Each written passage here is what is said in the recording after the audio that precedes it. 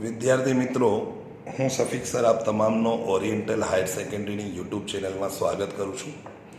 મિત્રો, આજે આપણે સૂચક આંકમાં કૌટુંબિક અંદાજપત્રની રીત વિશે ભણવાનું છે.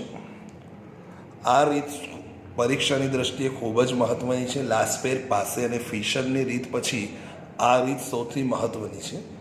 આ રીતનું સૂત્ર છે સૂચકાંક બરાબર સિગ્મા આઈ ડબલ્યુ ભાગ્યા સિગ્મા ડબલ્યુ, જ્યાં આઈ એટલે તમે સૌ જાણો છો કે સૂચકાંક હોય છે. કેટલીક વાર એક્ઝામમાં ભાવ સાપેક્ષ લખતા હોય છે, એનું બીજું નામ છે ભાવ સાપેક્ષ સૂચકાંક. એનું જો સૂત્ર જો આપેલું ના હોય તો આવી રીતે શોધવું પડે, P1 ભાગ્યા P0 ગુણ્યા 100.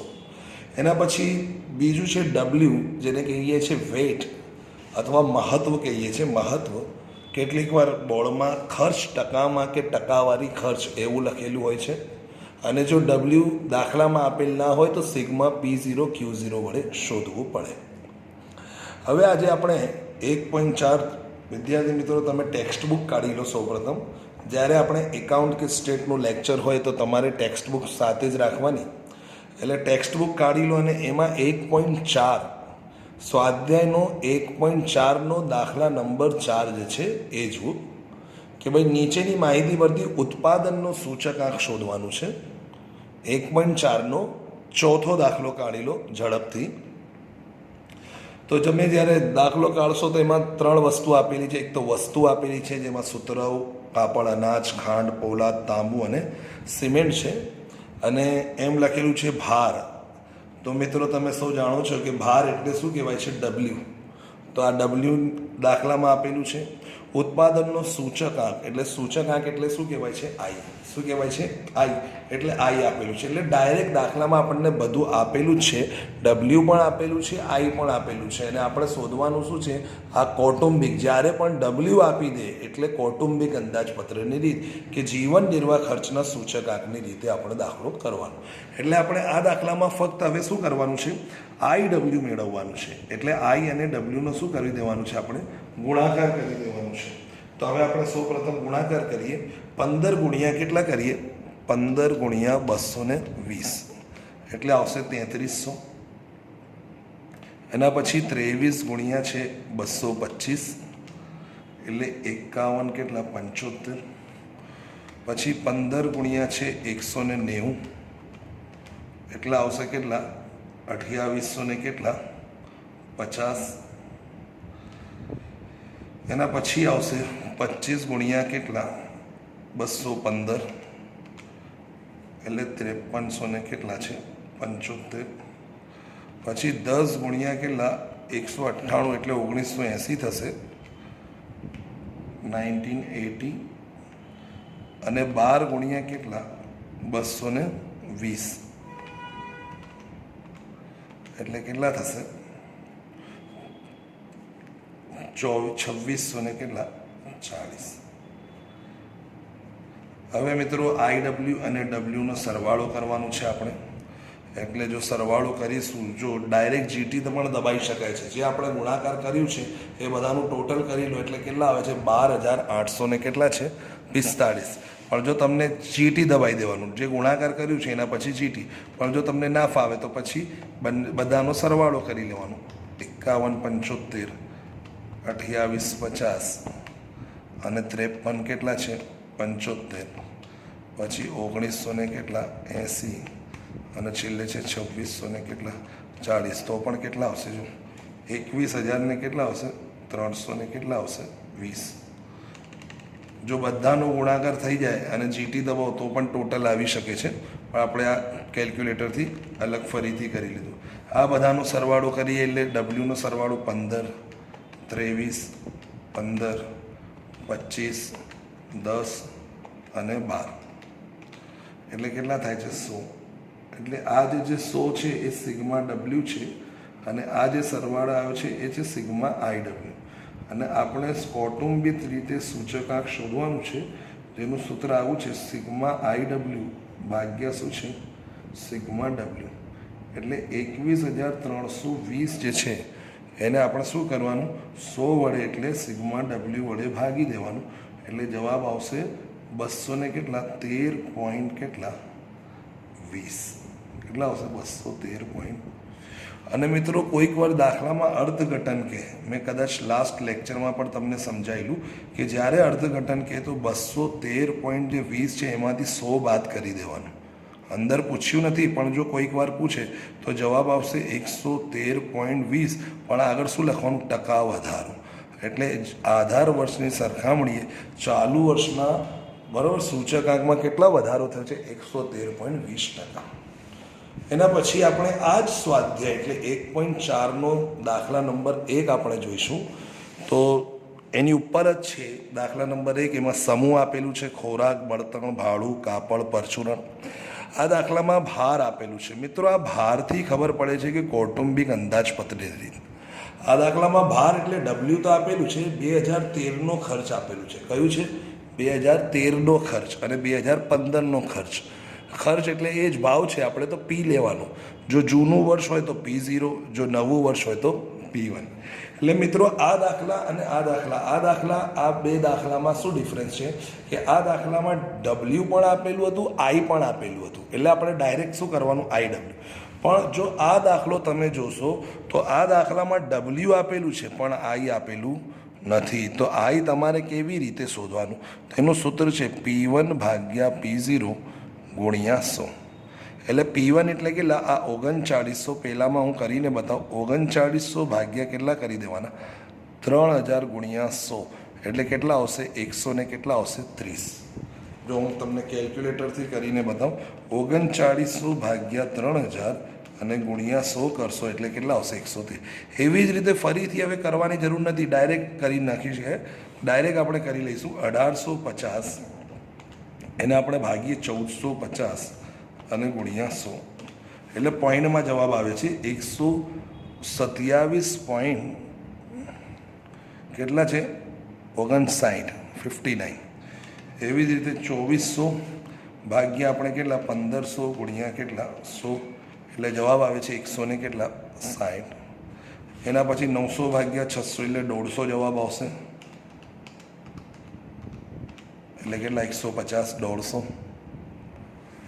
એવી જ રીતે 120 જવાબ આવશે. 1920ને જો તમે 1600 વડે ભાગાકાર કરી ગુણ્યા 100 કરો એટલે જવાબ કેટલો આવશે? 120. મિત્રો, આ છે આ દાખલાની નવીનતા કે આ દાખલામાં જ્યારે દાખલામાં આઈ ન આપેલું હોય તો આપણે P1 ભાગ્યા P0 ગુણ્યા શું કરી દેવાનું? 100. તો P1 ભાગ્યા P0 કરવાથી આપણને આઈ મળી જશે. હવે આઈ આવી ગયું, ડબલ્યુ આવી ગયું. તો હવે આપણે ફક્ત શું કરવાનું છે? IW. શું કરવાનું છે? આઈનું ડબલ્યુ વડે ગુણાકાર. એટલે આપણે શું કરવાનું ખબર છે? 130 છે તો 130ને ગુણ્યા કેટલા? 45 કરી દો. એટલે 5800 ને કેટલા થશે? 50. એવી જ રીતે 127.59 છે એને 15 વડે ગુણાકાર કરીએ તો પોઈન્ટમાં આવે છે 1913.85. પોઈન્ટ પછી 2 આંકડા રાખવાના. એના પછી છે 160 ગુણ્યા કેટલા? 10 છે એટલે 1600 થશે. પછી 150 ગુણ્યા 20 એટલે કેટલા? 3000 થશે. પછી 120 ગુણ્યા 10 એટલે કેટલા થશે? 1200 થશે. આમ કરીને હવે IWનો આપણો શું કરીશું? સરવાળો. તો IWનો સરવાળો કરીએ 5850 એમાં પ્લસ 1913.85 પછી 1600 એના પછી 3000 એના પછી 1200 એટલે આવશે 13563. 13500 કેટલા? 63 પોઈન્ટ કેટલા? 85. અને હવે આપણે આ ડબલ્યુનો સરવાળો કરીએ. જો તમે ડબલ્યુનો સરવાળો કરશો એટલે કેટલા આવશે? 100. કેટલા આવશે? 100. આ ટેબલ આપણું તૈયાર થઈ ગયું. હવે આપણે સૂચક આંક શોધવાનું છે કે સૂચક આંક બરાબર જ્યારે પણ ડબલ્યુ હોય તો IW વાળી રીત કરવાની. એટલે આ છે સિગ્મા IW ભાગ્યા કેટલા? Sigma W. એટલે 13500 ને કેટલા? 63.85. એને આપણે કેટલા વડે ભાગી નાખવાનું? સિગ્મા ડબલ્યુ એટલે 100 વડે. તો જવાબ આવશે 135.64. કેટલા આવશે મિત્રો? અને જો કે ટકાવારી ફેરફાર અર્થઘટન કહું કે ટકાવારી ફેરફાર, શું કહેવામાં ટકાવારી ફેરફાર, તો એ જ આપણે જે જવાબ હોય એમાંથી શું કરી દેવાનું 135.64 જવાબ જે આવ્યું છે એમાંથી આપણે 100 જ્યારે પણ વધારે હોય તો 100 બાદ કરવાના, એટલે 35.64% શું લખવાનું વધારો.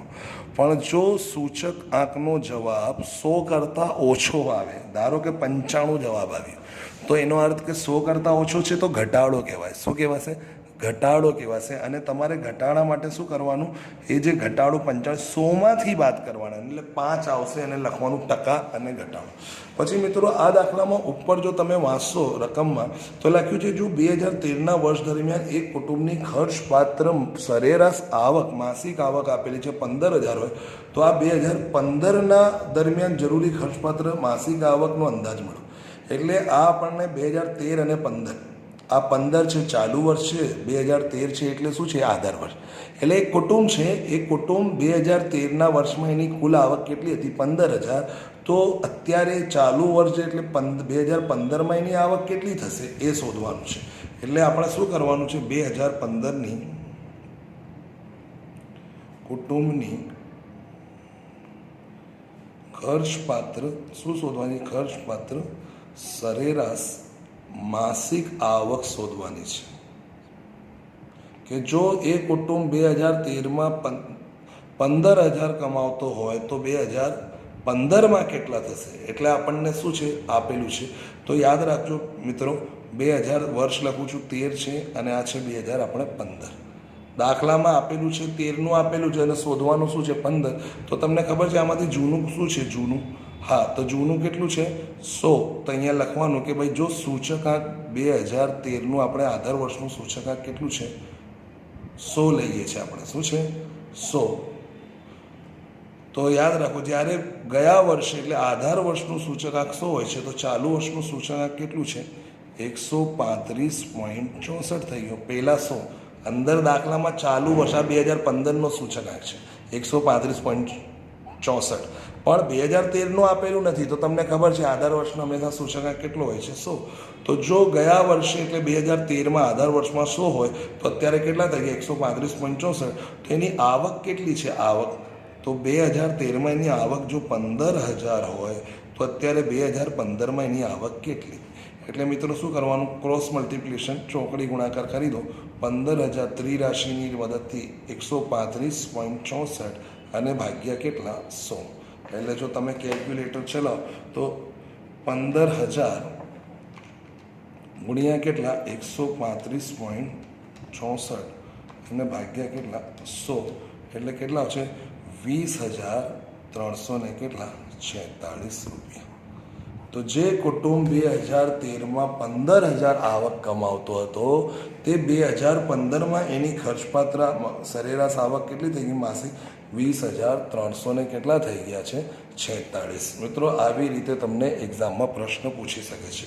હવે આપણે નેક્સ્ટ વિડીયોમાં આપણે બીજી નવી રીત સાથે આપણે મળીશું. ત્યાં સુધી માટે બાય.